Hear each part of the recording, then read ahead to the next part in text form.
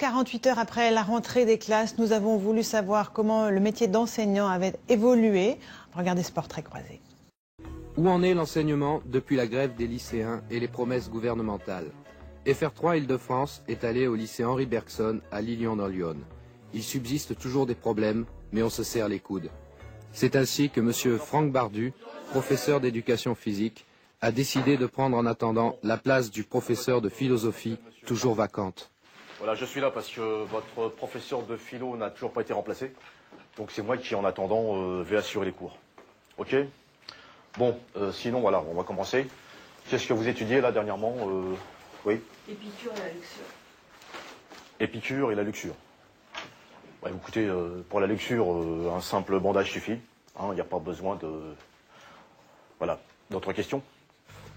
C'est vrai qu'en cumulant éducation physique, poterie et philo, j'arrive quand même à dépasser le SMIC, faut le dire, je suis franc avec vous, mais là j'attends quand même que l'éducation nationale accepte qu'après les cours, je puisse faire le ménage dans les classes, et auquel cas, s'ils acceptent, ça permettra de respirer quand même financièrement, ça faut le dire.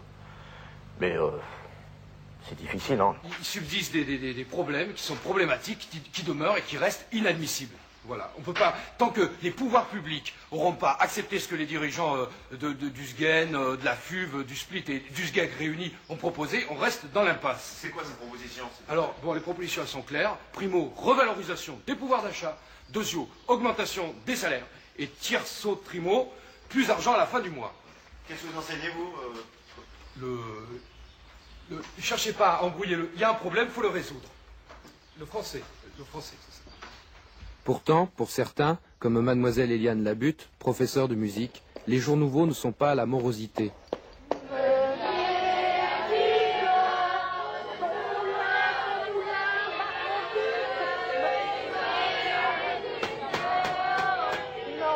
Non, ça ne va pas du tout. Chut, Isabelle, chut. Meunier, qu'est-ce que tu fais? Dans le dent. Qu'est-ce que tu fumes, là? Donne-moi ça. Qu'est-ce que c'est que ça? C'est pas du tabac, j'espère? Non, c'est de l'herbe. Il est interdit de toucher en pelouse de l'établissement. Il faut savoir être à l'écoute. Aujourd'hui, nous avons travaillé une chose facile, Die Zunenheit nicht gefragte Lüste so de Schubert.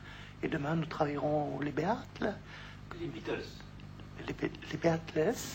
S'adapter, se mettre à l'écoute des élèves, c'est le maître mot de l'enseignement aujourd'hui. C'est super, virgule. Johnny a dit à Adeline, Johnny a dit à Adeline, sinon ça fait Adelin, à que c'est chouette. Voilà, donc inconscient et subconscient, hein. Donc je pense qu'avant tout le problème c'est une question de souplesse, hein. Donc maintenant on fléchit bien. Inconscient et subconscient, et deux conscients et subconscients. Maintenant, on réfléchit, bien sûr, et trois conscients et subconscients, hein. Tout dans les genoux. Question de... Ok? Quoi qu'il en soit, tout le monde s'accorde à penser que le gouvernement fait de gros efforts. Alors, les grands hommes de la France, on reprend depuis le début. Il y a eu Léon Blum, après Jean Jaurès, ensuite Mitterrand. Et juste avant Mitterrand, il y a eu un très mauvais président. C'est qui? C'est C'est ton destin. Non, avec les élèves ça va, mais disons qu'avec les parents d'élèves, parfois il y a des petits problèmes, c'est sûr. Non. Encore qu'en matière de budget, quelques petits efforts restent à faire. Tiens, donne-moi ça, toi. C'est simple, pourtant. Si je vous fais ça, il est où le ré, là? Le ré, il est où? Bien, Christophe, bien. Vaste problème que l'enseignement, où les polémiques demeureront toujours. Mais au fait, les élèves, les premiers intéressés, comment vivent-ils tout cela au quotidien? Je suis pas d'accord, les professeurs ils gagnent du fric, et nous on national, et même il y a des fois... Il y a des problèmes à pas faire quelque chose. J'arrive à faire...